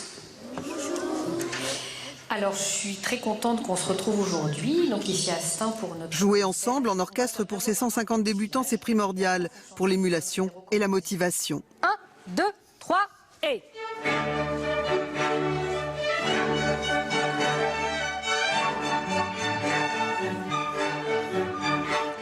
La musique leur apporte discipline et concentration. C'est mieux. On refait ça encore une fois. Chut. Je vous le redis plusieurs fois, mais si je vous le dis, c'est que c'est important. On va tous être au milieu de l'archer. Surtout, les enfants, chut, vous regardez mon premier temps. Réjouissance, la pièce de Haendel n'a plus de secret pour eux. Ils ont répété dans leurs écoles respectives. Là, c'est la deuxième fois qu'ils jouent tous ensemble sous la baguette de Zaya. Elle fait des gestes, ses mains qui bougent, son sourire, elle sourit tout le temps. À chaque fois qu'on se trompe, tout ça, elle nous aide. Soyez avec moi. Allez. Avec un regard, j'arrive à me rattraper directement. C'était pas mal. Vous pouvez vous lever. Qu'est-ce que vous ressentez? Moi, je suis toujours hyper émue quand je vois ça. Qu'est-ce qui vous émeut? Ce qui m'émeut, c'est de voir comment les enfants ils sont appliqués. Moi, j'ai ressenti, en jouant de la musique, en étant au sein d'un orchestre, des émotions que je n'ai jamais ressenties nulle part ailleurs. C'est vraiment quelque chose de très particulier. Et c'est hyper émouvant de voir que ces enfants-là, ils ressentent ce plaisir-là. Et donc après, quoi qu'ils fassent avec la musique, peut-être qu'ils n'iront pas plus loin avec leur instrument. Au moins, vous leur aurez montré que ça existe. Et tout à fait, ils auront eu ce plaisir-là, et c'est surtout un souvenir qu'ils auront toute leur vie. Bon, et la fierté des parents, on l'imagine. Ils ne sont pas là pour en parler, mais je l'imagine. On a vu que, voilà, moi j'adore cette idée de ce papa qui apprend à lire en lisant le journal Le Monde. Il sait que l'éducation, c'est très important, c'est son instinct. En tout cas, qu'est-ce qu'ils ressentent, qu'est-ce qu'ils vous disent quand ils vous voient diriger des orchestres partout dans le monde, en Chine, en Russie, en Algérie, l'Orchestre national d'Algérie pendant plusieurs années. Qu'est-ce qu'ils vous disent? Mes parents, ils sont évidemment qu'ils sont très fiers.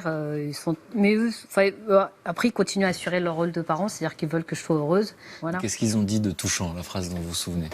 Mes parents, ils n'ont pas besoin de parler pour être touchants. C'est-à-dire que... Bah non, mais c'est là. notre papa, il n'y a Oui. pas encore aujourd'hui, enfin ça fait 30 ans qu'on fait de la musique, encore aujourd'hui il n'y a pas un concert où ils pleurent pas quand ils nous voient sur scène par exemple. Voilà. Ils sont là à tous nos concerts, enfin vraiment de les voir aussi C'est émus ça. par ce qu'on fait, c'est... Et puis à la fin, quand on entend les bravos, moi je reconnais toujours la voix de mon père. Et ça, c'est trop rigolo. Ouais. Puis une fois, je me souviens très bien, d'ailleurs, quand la première fois que j'ai dirigé l'Orchestre national d'Algérie, donc du coup, Fetouma, elle était venue, elle était dans l'orchestre, et elle jouait en soliste surtout.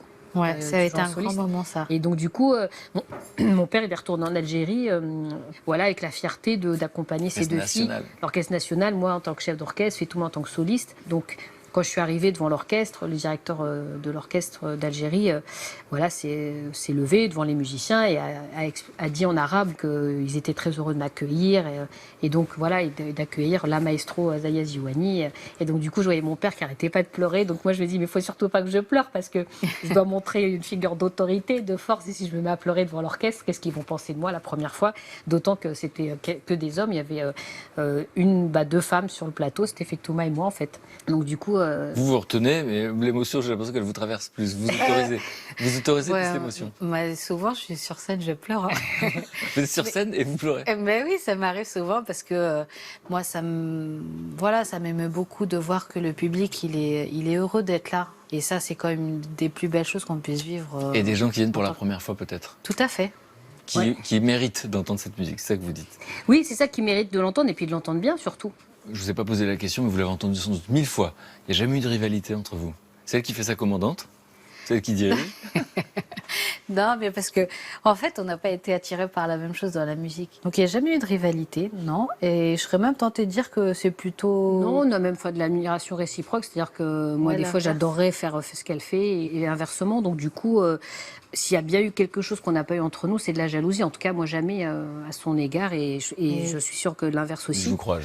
Et qu'est-ce que cette expérience si particulière, finalement, vous a appris de l'existence que vous aimez transmettre? De croire en soi. Ça, c'est important de s'écouter, C'est ça de que vous croire en essayez de soi. transmettre à ces enfants. Oui, parce que beaucoup de ces jeunes maintenant... Surtout quand on entend tout le temps, tu n'y arriveras pas. Voilà, et le problème aussi beaucoup dans ces territoires-là, c'est par rapport à l'estime de soi, c'est-à-dire qu'on dévalorise tellement, il y a beaucoup de préjugés, on dévalorise ces territoires. Donc du coup, c'est important pour nous de faire en sorte que ces enfants-là soient regardés pour la qualité de ce qu'ils font, pour leur qualité à eux, et pas simplement pour être considérés parce qu'ils habitent à tel endroit ou qu'ils sont originaires de tel ou tel endroit. Et puis que voilà, et qu'en effet, avec du travail, beaucoup de choses sont possibles en tout cas. Bon, avec du travail, beaucoup de choses sont possibles et croire en ses rêves. C'est ça. Moi, c'est ce que j'ai envie de retenir de votre Oui. histoire. Vous m'avez présenté des gens qui étaient importants pour vous. Je voudrais à mon tour vous présenter des êtres humains qui sont importants pour moi. Qui, comme vous, pensent qu'on peut être acteur de sa vie et même acteur du changement. On parle d'une société en crise. Eh bien, il y a ici ou là des initiatives formidables, comme celle que vous êtes en train de mener, évidemment, qui peuvent changer le monde et qui sont contagieuses. Et ils sont à l'affût. C'est mes amis dénicheurs. Vous allez me dire si vous comprenez pourquoi ils me mettent de bonne humeur. D'accord. Et derrière, les voici. Brigitte, Eddy, Mathieu, salut les camarades. Bonjour. Je vous laisse vous installer. Alors figurez-vous qu'ils s'intéressent à ce qui finalement crée du lien dans notre société. Et ça va évidemment vous intéresser parce qu'on va parler de la musique. Vous créez du lien, c'est votre raison de vivre. Et finalement dans beaucoup de domaines aussi également. Alors Brigitte est dans ma vie depuis 16 ans et demi. Et Brigitte est une fan de musique. Ça se voit pas mais elle est à tous les concerts de Rolling Stone. Oui, eh ben oui, ça peut faire sourire, mais ils sont géniaux. Et donc tu les as connus avec quel âge? C'était une blague, Brigitte. Je ne sais plus. Bon, et je parle de quoi, Brigitte? Eh ben, je vais vous parler des problèmes des personnes qui sont isolées et à qui la musique peut faire du bien, et en particulier d'une association qui s'occupe des personnes qui sont hospitalisées et qui tente de les sortir de leur isolement. Voilà. Donc on va voir de quoi ça parle effectivement, Voilà. à quel point la musique fait du bien. Oui. On va parler dans un instant. Et puis Mathieu est historien et prospectiviste. Donc historien c'est le passé, prospectiviste c'est le futur. Il a créé l'Institut des futurs souhaitables avec plus d'une centaine d'experts, d'artistes. Au lieu de subir ce futur qui fait peur à tout le monde, lui pense que il faut l'imaginer en tout cas. Et donc tu vas nous parler de quoi? De la musique? Je vais vous parler évidemment de la musique, surtout moi qui suis le petit-fils d'une violoniste. Ma grand-mère, elle a commencé dans les cinémas muets et elle a fini premier violon à l'orchestre de Perpignan. Donc une des premières femmes là encore. Ouais. C'est quelque chose qui... mais on le sent tous comment la musique de toute façon nous lie et surtout réunit les cœurs. Et moi je vais vous parler de Flash Mob, qui est une mobilisation éclair qui réunit les corps. Et comme souvent dans cette émission, les deux ont le même but, célébrer l'hymne à la joie. Magnifique, il parle bien. C'est trop beau. Il est prof d'histoire. Et Eddie, grosse pression Eddie? Bah oui. Bon, Eddie pour être un de vos élèves, Eddie, tu as fait du saxo? Oui, c'est vrai. Combien de temps? 2-3 ans à peu près. Mais j'ai arrêté parce que je supportais pas le solfège en fait. J'avais du mal avec les... Et qu'est-ce que vous faites avec les gamins qui n'aiment pas le solfège? Comment vous faites pour faire aimer le solfège? Ah bah c'est pour ça que justement on leur fait vivre l'aventure de l'orchestre et une fois qu'ils sont dedans, de toute façon ils n'ont pas d'autre choix que d'avancer parce que c'est le groupe qui fait qu'on est obligé de s'investir à fond. Est-ce que toi tu jouais dans ton coin ou tu jouais dans un orchestre ou un groupe? Non, j'avais un prof aussi et on jouait un petit peu, on faisait des concerts ensemble. Et d'ailleurs, j'ai eu une année sans solfège parce que j'aimais vraiment le saxo. Et donc, on s'est arrangé pour pas avoir de solfège. Et je pouvais pas avec le solfège. En fait, c'est la clé de fa, ça m'a totalement perdu. Je comprenais plus rien. Je me suis dit, oh là là. Et si je lui montre mes partitions. À l'âge de 8 ans. Et donc, aujourd'hui, tu nous parles de quoi? Eh bien, je vais vous parler d'un groupe de musique, justement. Un groupe de musique un peu particulier. Déjà parce qu'il joue particulièrement bien, mais aussi parce qu'il est composé majoritairement de personnes atteintes d'autisme. D'accord. Vous en avez entendu parler? Ah oui. Non. Après, je sais que, pour l'autisme, souvent la musique, ils ont des facultés. Et puis d'ailleurs, au Conservatoire de Stein, on a eu nous l'occasion de développer et Fetouma maintenant dans ses nouvelles fonctions le poursuit justement de développer un département avec des parcours personnalisés pour les enfants en situation de handicap. Donc coup, vous êtes sensible. On est sensible et convaincu pour vous répondre que la musique peut faire un bien fou en effet. Parce qu'il se trouve qu'en France, il y a 60 000 personnes qui sont atteintes d'autisme. Et donc ce projet a commencé tout bêtement. C'était un atelier de percussion en fait. C'était juste un petit atelier comme ça. Sauf que les éducateurs qui proposaient cet atelier, ils se sont rendus compte que quand par exemple ils fredonnaient une musique, et ben justement les jeunes qui étaient là, ils arrivaient à reproduire la musique au piano. Mais en l'ayant entendu qu'une seule fois. Alors ils se sont dit waouh, mais c'est incroyable. Ils ont commencé à penser à des trucs, ça a commencé à prendre de l'ampleur. Et ils ont créé un groupe qui s'appelle Percu Jam. Et là, maintenant, alors, ils font des concerts dans toute la France et même en Allemagne, au Canada et au Maroc. Il y a un reportage qui a été fait sur eux, de Samantha Petit. Je vous propose qu'on le regarde. Comme ça, vous verrez un petit peu plus de quoi on parle. Avec grand plaisir. Oh, regarde. Le pari, c'est que la musique vient gommer toutes les différences. Artiste, autiste, une lettre d'écart. Ici, Pau. Assurez-vous de n'avoir rien... Allez, on y va les petits loups. Allez, suivez-moi. C'est parti. On y va, Rémi et Delphine. Dans les années 2000, au sein d'un petit atelier musical, est né un groupe qui s'appelle aujourd'hui Percu Jam et qui a pour vocation de rassembler des jeunes adultes autistes, parce qu'ils ont entre 20 et 30 ans, et leurs éducateurs qui travaillent avec eux au quotidien. Ça fait 17 ans que je travaille avec ce public. J'ai eu ce coup de cœur au cours d'un stage. Ce qui me touche chez eux, c'est toutes ces bizarreries qui sont pour moi une richesse. On est passé par Bordeaux-Saint-Jean, Dax et Orthez. Nous, les personnes valides, on rentre tous dans un cadre, quoi. On se tient bien quand il faut bien se tenir, on connaît les règles, les codes, etc. Moi, ce qui m'a fasciné chez eux, c'est pas le fait qu'ils transgressent, mais c'est le fait qu'ils arrivent à être nature-peinture tout le temps. C'est lourd, hein? Ouais, t'as tout porté là, super. Allez, t'inquiète pas, rien à poser là. Voilà, tu vas pouvoir tout poser, on est cool là maintenant. Aujourd'hui, on va faire un concert dans un IME, qui est un lieu qui accueille des enfants autistes. Ils veulent que tout le monde fasse les balances, c'est important.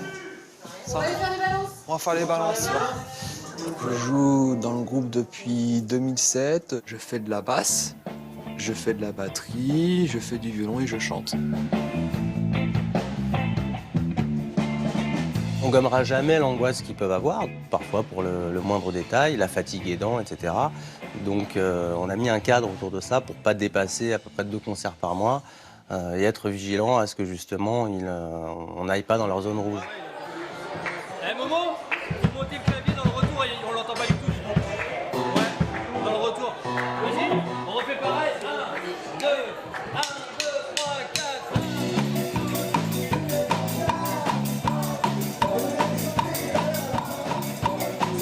Je pense qu'ils ont l'air chauds là, vu les balances, vu que ça a été assez rapide. J'ai vu qu'ils avaient l'air d'être bien dedans, donc là ça va s'enchaîner. Allez, à tout à l'heure, merci beaucoup. C'était Percu Jam. Mais en général, ils font le show, ils aiment bien être en représentation.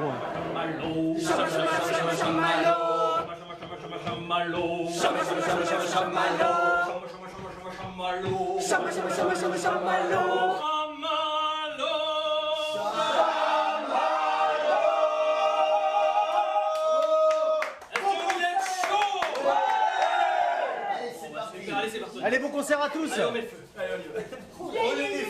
J'avais monté un petit atelier uniquement de percus au début. On n'avait aucune intention ni visée thérapeutique en faisant ces ateliers musicaux avec eux. Mais c'est vrai qu'aujourd'hui, on peut mesurer tout ce que ça a pu leur apporter. Ce projet leur a permis de s'ouvrir quand on sait qu'ils sont à la base très enfermés sur eux-mêmes quand on parle d'autisme. Ça s'appelle Percu Jam. Nous venons de Paris. C'est une institution pour autistes musiciens. C'est un projet pilote. C'est la première de la sorte. Et oui, voilà. Projet très pilote. Et nous accueillons Kevin. Du bruit pour Kevin. Bonjour Mazarlova. Les autres personnes, ils disent que j'ai beaucoup évolué, que je suis plus sûr de moi, que j'ai beaucoup... Et puis que je suis moins timide qu'avant, et puis je le ressens.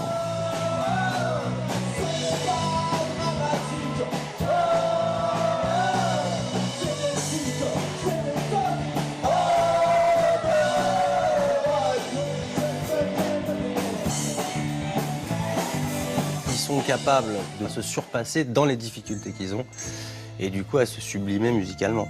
C'est-à-dire qu'ils sont capables d'être meilleurs que nous, éducateurs ou personnes valides. Et ça, c'est balèze. Si passe une cloche, souris en mon plan quand c'était gauche. Et puis les bombes vont par tes noces. Se partir debout en sautant comme Gavros. Je suis pas une cloche. Les rêves de bonne nuit sont pas de cigos. Mais quand il y a des cœurs et des palos, moi, je suis mon bonhomme à 2 lettres. Allez les gars, on y va.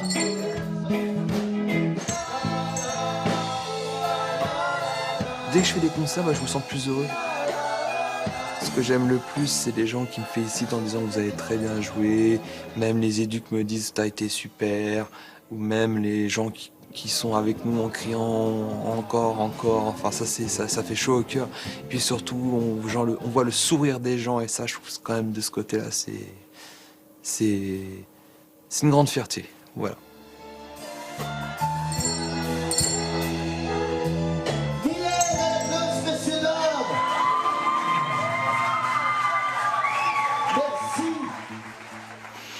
Pas une réaction spontanée?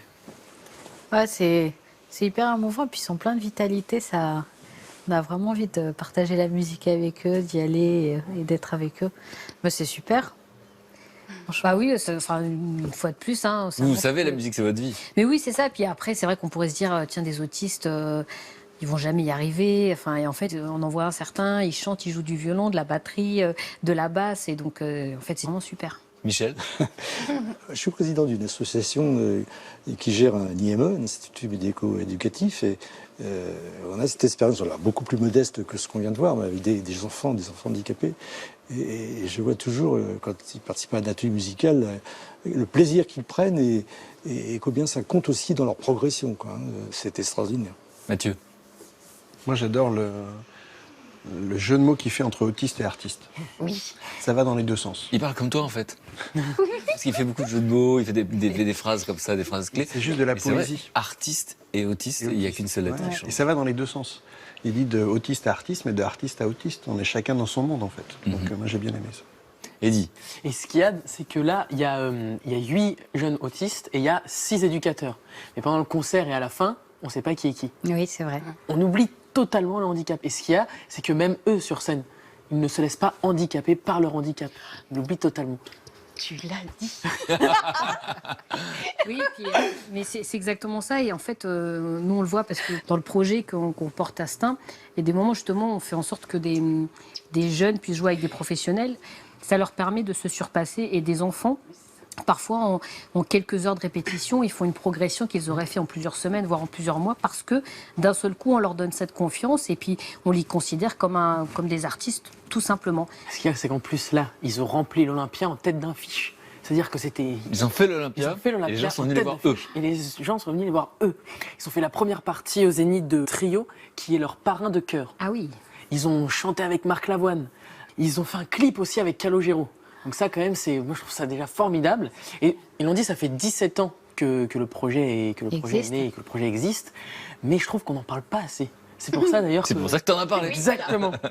Ils ont sorti 3 albums. Et ça, c'est beau. Donc, on rappelle leur nom? Percu Jam. Il ne se passe pas un mois sans qu'il ne fasse pas de concert. Voilà, et puis vous savez que j'ai une pensée pour Hugo Orio, qui est un garçon, une sorte de playboy. Je dis playboy parce qu'en fait, il dit « je suis autiste », et on dit « non, vous étiez autiste ». Il dit « non, je suis autiste ». Et il a écrit un livre qui s'appelle « L'Empereur, c'est moi ». Et figurez-vous qu'il est sur scène ce soir à Paris, et on y sera au studio Héberto, et il est sur scène tous les soirs jusqu'au 20, d'accord, pendant 5 jours. Et je vous recommande ce spectacle, « L'Empereur, c'est moi », studio Héberto. C'est noté. Brigitte. Oui, dis-moi. Alors, bon, moi, je vais vous parler de la musique qui peut apporter de la joie et à tout le monde, et en particulier dans les hôpitaux et dans les maisons de retraite. Et il existe une association qui s'appelle, alors quand je ne me trompe pas, l'association Tournesol. Et Brigitte se lance des défis, elle essaie de retenir. Alors qu'elle pourrait très bien voir sa fiche et lire sa fiche. Allez, c'est parti. Effort de mémoire, Brigitte, comment ça s'appelle? L'association Tournesol. Et cette association envoie dans les maisons de retraite et dans les hôpitaux 150 musiciens pour les personnes âgées, pour les personnes malades. Et alors, c'est incroyable parce que ces musiciens s'adaptent à chaque cas, c'est-à-dire qu'on ne chante pas ou qu'on ne fait pas de la musique de la même façon devant des enfants à l'hôpital, des autistes ou devant des polyhandicapés. Ils ne réagissent pas de la même façon. Et donc, ils sont formés pour savoir bien s'occuper de chacun. Alors, je peux peut-être vous montrer. Il va t'aider, je pense, Mathieu. C'est mon assistant. Assistante Brigitte. Assistante Brigitte. Oh, la chance. Donc là, Vous en avez de la chance, Brigitte. Un jour, ça t'arrivera. Un jour, ça m'arrivera, j'espère. Tu es encore un peu petit. Alors, voilà. Alors là, vous voyez, ils sont dans une chambre parce que c'est tout à fait spécial. Ils peuvent chanter ou faire un concert dans les couloirs, là où il y a de la place. Ça peut être la salle d'attente, la salle du restaurant, ou dans les chambres carrément. Et ça, je trouve ça fantastique parce que cette petite dame qui était toute seule dans sa chambre, ben, celle-là aussi, hein. Eh bien, on vient la voir, on l'abandonne pas, elle n'est pas toute seule. Regardez la joie de cette petite jeune fille. C'est quand même mignon. Voilà, même dans les salles où il faut faire attention aux microbes. Voilà. Ouais, c'est rigolo, c'est un musicien qu'on connaît bien.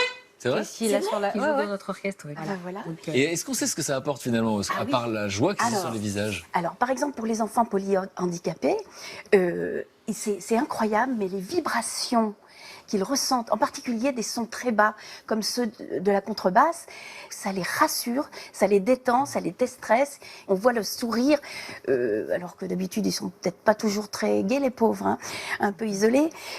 Pour les enfants autistes, alors eux, au début, ils ont un peu peur parce qu'ils n'aiment pas qu'on les change d'endroit, qu'on change leurs habitudes. Alors, ils ont eu l'idée d'un rituel, c'est-à-dire qu'ils reviennent tous les mois. Et pareil, ils sont détendus, ils sourient, ils n'ont plus peur. C'est incroyable. Pour les personnes âgées, alors là, il y a un petit truc spécial. On leur demande leur répertoire, ce qu'ils aiment comme chanson. Edith Piaf. Par exemple. Je pensais bon. Et alors, les musiciens répètent ces chansons et reviennent la fois d'après avec la chanson, les paroles et tout. Et les personnes âgées chantent. Et même les personnes qui ont la maladie d'Alzheimer, se rappellent. Eh bien, ils s'en rappellent. Et des vieilles chansons leur reviennent. Et ça stimule leur mémoire, leurs émotions. Et ça leur fait un bien fou. Et même en psychiatrie, il y a un changement qui s'opère entre les soignants et les soignés. Ils sont beaucoup plus calmes aussi. Donc, alors, la musique, ça ne soigne pas, mais ça aide la thérapie. Et ça, vous l'éprouvez, vous le vivez, vous le savez? Bien sûr qu'on le sait parce que déjà, le bienfait que ça procure. Oui. Et avec l'orchestre Divertimento, nous, on est beaucoup investis justement pour permettre à des gens qui sont très éloignés de la musique puissent y avoir accès. Et donc, notamment, aussi, on fait beaucoup en milieu carcéral. Et du coup, dans ces milieux qui sont très difficiles, qui sont très hostiles, d'arriver et puis de voir que l'espace d'un instant, une réalité qui qui est plus apaisé. Non, mais moi, j'oublie pas cette expérience que vous avez peut-être vue à la télévision quand je suis parti en terre inconnue avec Zazie. On était allé en Papouasie, voir des gens qui n'avaient jamais vu autre chose que des arbres. Et quand elle s'est mise à chanter, c'est la première fois qu'ils entendaient une chanson, la guitare, l'instrument, parce qu'ils avaient des petites guimbardes, et ils se sont mis à pleurer. Il y avait quelque chose qui passait par là, c'était le son, et il y avait des larmes. Et ça, c'est ce que vous faites. Ça vous étonne pas, cette expérience-là? Pas du tout. Oui, les gens pleuraient, qui voient et qui écoutent la musique classique pour la première fois. Vous êtes... Enfin, je veux dire, c'est vraiment votre raison de vivre, ça. Oui, c'est vrai. Et puis c'est aussi pour ça, d'ailleurs, que nous, on développe la venue au concert. Parce que c'est très beau de voir les choses à la télé, de les entendre. Mais il n'y a rien qui remplace l'énergie et ce que vous pouvez recevoir d'un concert, surtout dans la musique symphonique. Quand vous avez comme ça 95 musiciens qui donnent le meilleur d'eux-mêmes, c'est une énergie qui n'a rien à envier au concert de rock ou des Rolling Stones. Hein. Et donc du coup, c'est ça. Et tout le monde doit pouvoir vivre ses émotions, les sentir. Tout le monde le mérite. Moi, c'est ça que j'aime bien. Votre formule que j'aime bien, c'est oui, tout le monde mérite d'entendre ça. Exactement, tout à fait. Et Brigitte, on sait combien de bénéficiaires ont profité? 15 000 bénéficiaires par an, entre les soignants, les malades et les familles. 350 événements aussi, concerts par an, et ça se passe dans 40 hôpitaux de France pour le moment, d'Île-de-France pardon, et du Nord-Pas-de-Calais, mais ça commence à se propager un peu partout. Ah bah c'est tout ce qu'on leur souhaite. Voilà, Ah oui. C'est un très beau projet. Ça, oui, c'est super. Et puis on fait exprès d'en parler parce que c'est ça qui est contagieux. Et le nom, on s'en rappelle, c'est quoi? C'est l'association Tournesol. Voilà, tu te rappelles. Je veux pas esquinter ça. Voilà. Merci Brigitte. Mathieu, donc tu es historien et tu nous parles des flash mobs. Évidemment, là, tout le monde est surpris, personne n'ose le dire. Moi, je suis surpris, j'ose te le dire. Oui, mais tu peux. Alors, les flash mobs, est-ce que vous savez bien ce que c'est, Michel, les flash mobs? Non, pas du tout. Voilà, en français, dans le texte, c'est une mobilisation éclair. C'est quand des gens, qui se connaissent ou pas, s'organisent, se retrouvent à un moment donné précis pour faire quelque chose et se séparent aussi rapidement qu'ils sont venus. Et moi, j'aimerais vous partager l'énergie que j'ai ressentie, comme certainement à vos concerts. Alors moi, en tant que sapiens, ça passe par là, ça va dans la colonne, et puis après, ça arrive ici. Et la dernière fois que ça m'est arrivé, je vais vous le montrer en image, c'était en Espagne.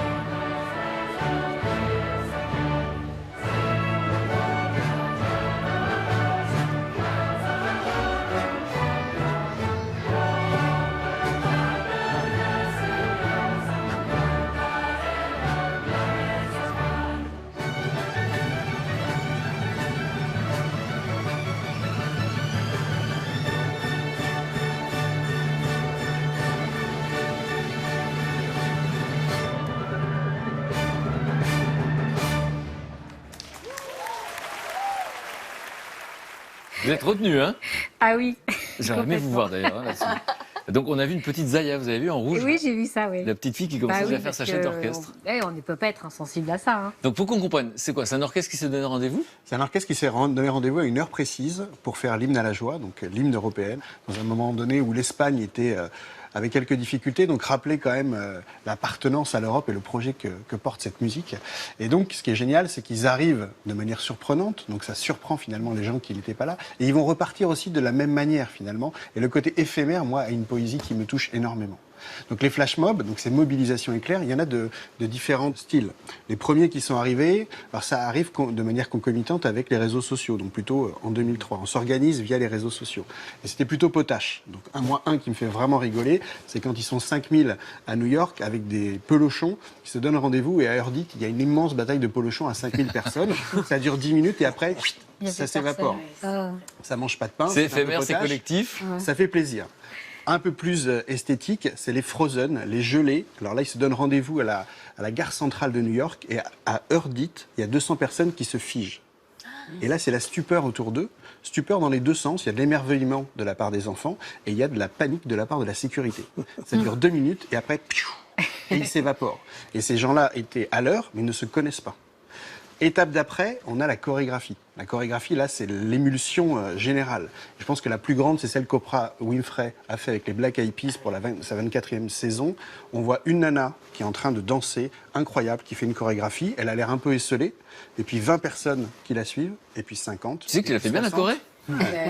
Et puis 500, et puis 1000, et puis 20 000 personnes dans toute l'avenue qui fait la même chorégraphie au même moment. Ça s'arrête, tout le monde s'évapore. Comment cela peut s'organiser? Est-ce que les gens se connaissent déjà? Ils ont répété? Alors, ils ne se connaissent pas, mais par contre, ils sont sur le même réseau. Donc, l'information circule. Là, la chorégraphie, chacun l'a eu chez soi, l'a répété tout seul devant sa glace, et au jour J, a découvert les 20 000 autres. Donc, il y a vraiment ce côté réseau et connexion qui est vraiment intéressant et qui est vraiment nouveau. Et puis, il y a les flash mobs engagés, donc ceux qui veulent vous faire passer un message autre que la poésie, qui est déjà un super message. Et là, Greenpeace a vraiment marqué les esprits à Zurich, où à heure dite, des militants de Greenpeace se sont effondrés dans la rue pour montrer les conséquences d'un accident nucléaire, pour sensibiliser à la Suisse qui n'était pas préparée à ça. Et là, c'est plus de la stupeur et de l'émerveillement, c'est de la peur. Parce que les gens qui ne sont pas au courant, ils vivent une sensation incroyable. Et il y a le flash mob engagé positif, qui est moi mon préféré. Là, c'est les Québécois qui l'ont fait. Et je vais vous le montrer. C'est juste pour sensibiliser au recyclage. Donc l'idée est simple, il y a un complice qui a déposé une bouteille plastique et il y a plein de gens qui, évidemment, passent à côté sans nécessairement le mettre dans la poubelle. Et elle, un peu une héros ordinaire. Et là, il y a 2000 personnes autour. Donc elle ne sait pas qu'elle est filmée. Il y a 2000 personnes qui vont l'applaudir. C'est elle qui a ramassé la bouteille. Juste pour célébrer le héros du quotidien qui a fait juste un peu sa part. J'adore ça. Et moi, ce que j'aime, c'est la puissance de ce moment-là, mais aussi la puissance du moment qui va venir. Donc ce que j'aime à ce moment-là de la partie, c'est que aussi rapidement, en fait, tout le monde rentre à la normale, voire se disperse. Et moi, j'adore l'agilité pour s'organiser et l'agilité pour disparaître. Je trouve qu'il y a une poésie dans ce truc et une force, et surtout, on sent la force de la multitude. Et vraiment, le flash mob, et c'est pour ça que je vous l'apporte à ce moment-là, c'est peut-être le chaînon manquant entre cette connectivité-là qui nous isole, avec le collectif qui nous manque. Et c'est peut-être ce chaînon manquant-là, la capacité de mettre 20 000 personnes ensemble pour faire un truc de manière totalement éphémère. Ça, moi, j'aime ça.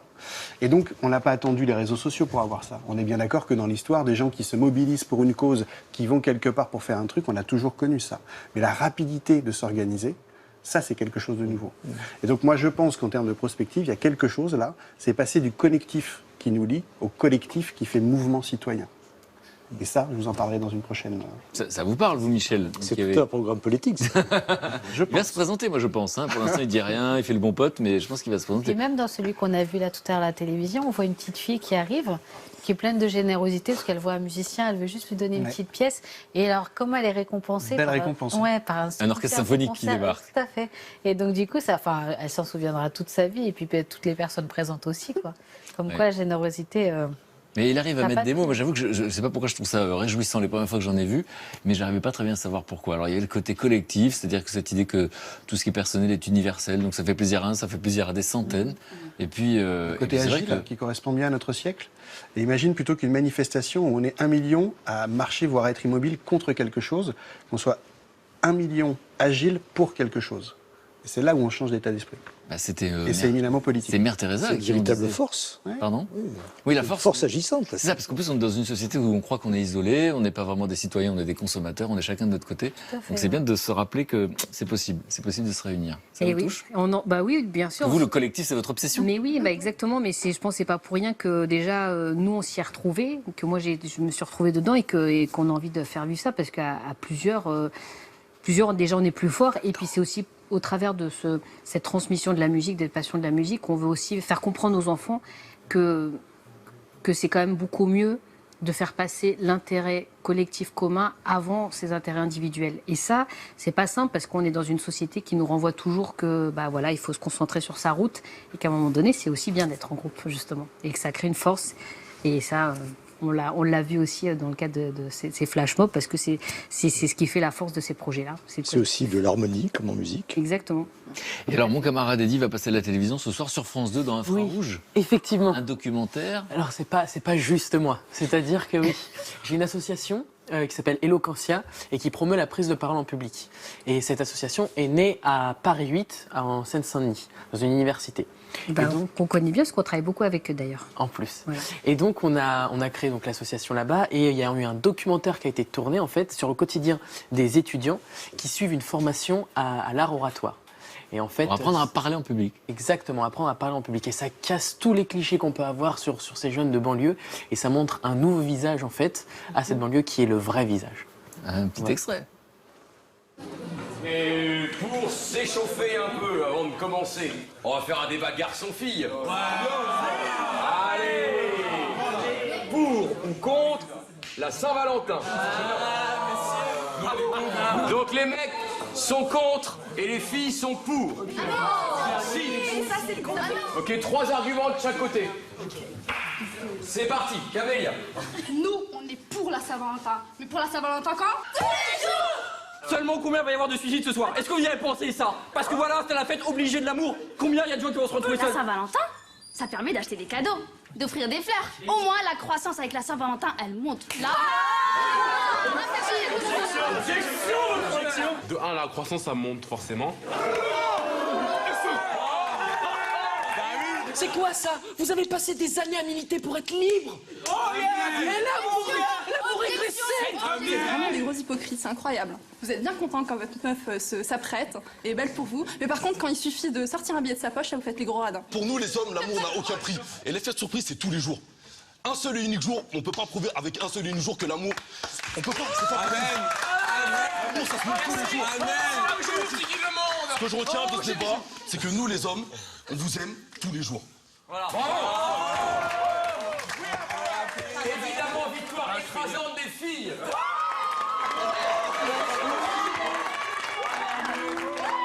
Allez, à vos places. Elles l'ont payé. Ah ouais. Donc ça, c'est un extrait d'un documentaire qui passe ce soir sur France 2 dans Infrarouge, en deuxième partie de soirée. Et donc, on vous apprend à parler, on vous apprend surtout la mauvaise foi. On nous apprend tout. On nous apprend plein de trucs. Franchement, Eloquentia, c'est vraiment une leçon de vie. Qu'est-ce qu'on apprend vraiment? On apprend vraiment, on apprend à parler, mais on apprend à écouter. On se rend compte qu'on n'est vraiment pas seul et que les autres peuvent nous apprendre énormément, rien que par l'écoute. Là, par exemple, dans le documentaire, on voit quoi? Il y a celui qui parlait, qui disait qu'il aime les filles tous les jours. Ouais. Ben, ce gars-là, il a construit une école en Afrique. Ça se voit pas là comme ça. Mais il connaît plein de choses. Ça donne confiance en soi. Oui, c'est-à-dire qu'on peut convaincre. On peut convaincre, c'est ça. Quand on a des idées, finalement, on peut emmener les autres, parce qu'on parle que ça du collectif. C'est ça. Et c'est pas réservé à ceux qui font du droit, aux politiques ou quoi. Tout le monde qui peut prendre la parole. Et il m'a promis une leçon. C'est vrai. Parce que j'ai repassé sa chemise. Ben voilà le collectif. On fait du troc. Du troc. Elle m'apprend leur passage et moi tu je... veux toi, parce que j'ai des difficultés. Alors tu vas me donner. Toi, t'as aucune difficulté. Bon, merci les camarades, merci beaucoup. Merci Michel d'être venu pour témoigner, pour raconter l'histoire de Zaya et de sa petite sœur. C'est pas sa petite sœur, c'est le même âge, c'est en jumelle. Pourquoi je dis sa petite sœur d'ailleurs? Est-ce qu'il y en a une qui est plus protectrice? Non, mais je crois qu'on est hyper protectrices l'une envers l'autre. En fait. Ouais, mais pas de la même façon. Très complice en tout cas. Merci camarades, merci beaucoup, parce qu'on a compris ce que vous voulez nous dire. Hein. Tout est possible, je le retiens, tout est possible. Et des obstacles, il y en a eu plein pour vous, il y en aura d'autres évidemment, mais à chaque fois ça vous rend créative, parce que vous cherchez... C'est ça. La sortie de secours. Exactement. Bon, merci beaucoup pour la confiance. Merci de votre invitation. Merci à vous. Puis on verra les concerts de l'Orchestre Symphonique Divertimento. Et en effet, on a plein de belles actualités en novembre et décembre. Et voilà, ceux qui souhaitent partager justement la musique en direct à nos côtés peuvent venir nous voir le 28 novembre à la salle Gaveau, le 2 décembre à l'Auditorium de l'Opéra de Paris et le 13 décembre au Théâtre Paul-Éluard de la ville de Stein. Allez, je prends les dates pour la salle Gaveau. C'est parti. Merci beaucoup. Merci à vous. Et comme dit le poète, ne pas partager est une perte de temps. Alors merci de nous en avoir fait gagner. Merci à vous. Si vous aimez les belles rencontres, demain vous serez stupéfait par le témoignage de Joël Forêt. Victime de troubles obsessionnels compulsifs, Joël en a longtemps oublié de vivre. Sous emprise, il répétait jusqu'à l'épuisement les gestes simples du quotidien. C'est alors qu'il se croyait perdu qu'une thérapie va finalement l'aider à sortir de cette prison intérieure. Il y a une angoisse qui se crée. Mettre les chaussettes, par exemple. les remettre, les enlever, les remettre, les enlever, les remettre, les enlever. J'en ai honte et je me crois fou. C'est toute une série de comportements et de répétitions qui ne disaient pas leur nom, mais toc. Face à cette saloperie, on peut s'en sortir.